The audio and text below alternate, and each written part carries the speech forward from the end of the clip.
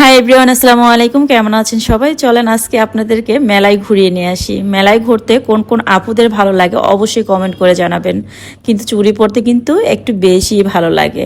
আগে তো শুনতাম যে মেয়েদের চুড়ি অনেক পছন্দ, কিন্তু এখন তো দেখি ভাইয়াদেরও চুড়ি পছন্দ। কারণ হচ্ছে মেয়েদের পছন্দ নিয়ে ছেলেরা অনেকটাই কনফিউজ থাকে। এর জন্য তারা সহজ বুদ্ধিতেই এটাই খুঁজে বের করে যে চুড়ি তো সব মেয়েদের পছন্দ, চুড়িই দিয়ে দিই। শর্টকাট বুদ্ধি। তাই ছেলেদেরও এখন চুড়ি পছন্দ হয়ে গেছে। এখন ছেলেরা আর কিছু পায় আর না পায়, চুড়িটা অবশ্যই মেয়েদেরকে গিফট করবি। এমন কোনো ছেলে নাই আমার মনে হয় না যে তারা মেয়েদেরকে চুড়ি গিফট করে নাই। সব ছেলেরাই হয়তো করে, আমার হাজবেন্ডও করছে।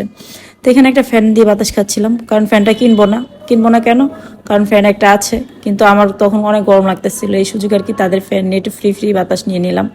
তো চুড়ি আমার যেখানে যাই না কেন, আমার সব ড্রেসের সাথে চুড়ি ম্যাচিং করে পরতে ভালো লাগে।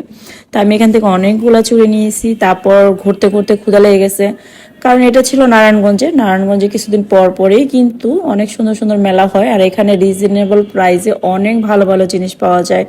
এটা আমরা অনেকেই জানি। আগে তো মেলায় যেতাম, তখন ছোট ছিলাম, ভালো লাগতো, কিন্তু এখন ততটা ভালো লাগে না, আগের মতো না। তা খাবার দাবার মোটামুটি খেয়ে শেষ করলাম। তারপর এখানে চলে আসলাম হাতের কাজের কিছু থ্রি পিস দেখার জন্য, কারণ সানজানারও হাতের কাজের থ্রি পিস অনেক পছন্দ, এবং কি আমারও। এখানে অনেকগুলো থ্রি পিস পছন্দ হলো, কিন্তু আমরা এখান থেকে দুইটাই নিয়েছিলাম, কারণ দুইটার কালার শেড আমার কাছে খুব ভালো লাগছিল। এর জন্য একটা সানজানার, একটা আমার।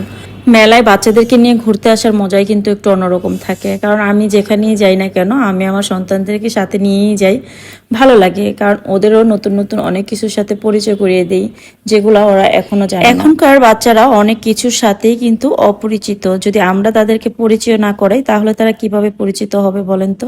তো এখানে আমরা কিছু ব্যান্ড নিচ্ছি। এই ব্যান্ডগুলো কিন্তু এখন খুবই ভাইরাল, কারণ সবার মাথায় আমি কম বেশি এই ব্যান্ডগুলো দেখতে পাই।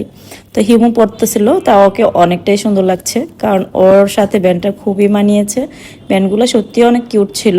তো বাচ্চাদের এরকম ব্যান্ড পরলে কিন্তু ভালোই লাগে। তো এখানে আবার কাজল ছিল, তো কাজলের থেকে ফাতেমা গিফট নেবে।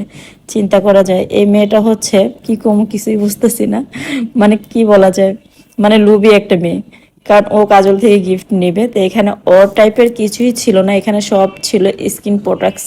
তো ও এখান থেকে বেছে বেছে, আর এইটা পেয়ে তো সে অনেক খুশি। এখন তার আর কিচ্ছু লাগবে না, তার সব কিছু পাওয়া হয়েছে। কারণ তার আবার স্কিন প্রোডাক্টসের প্রতি অনেকটাই আর কি কি বলবো, নেশাই বলা যাক। কিন্তু তার এখনো সে বয়স হয়নি, কারণ সে এখনো পিচ্ছি, এসব ইউজ করার মতো সময় তার এখনো হয়নি। চাইলে এখানে সবাই স্টল নিয়ে তাদের নিজেদের মতো করে প্রোডাক্টস এনে সেল করতে পারে। এখানে কোনো বাধ্যতামূলক কোনো রুলস নেই, যে যার ইচ্ছে মতোই কাজ করে যাচ্ছে। এই ব্যাপারটা আমার খুবই ভালো লাগতেছে। কাজল কিন্তু স্কিন টেস্ট করে এখানে ওর মতো করে বাহিরের অনেক ক্রিম সেল করছে, যার স্কিনে যেটা যাবে সেটাই ও দিচ্ছে। ভালোই ছিল, সবকিছু মিলেই আজকের দিনটা খুব সুন্দর গিয়েছে।